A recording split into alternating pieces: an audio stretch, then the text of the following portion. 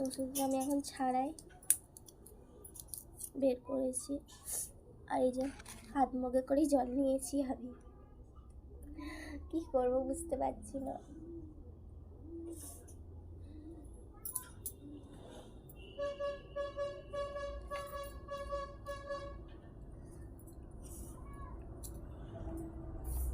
বাবা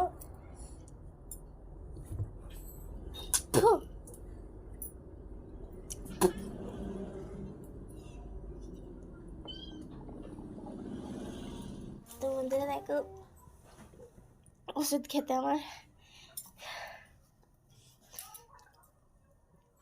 একটুকু ইচ্ছা করে না, এখনো কি হারে তেতো বাবা। এইভাবে ওষুধ খাই, কি বলবো।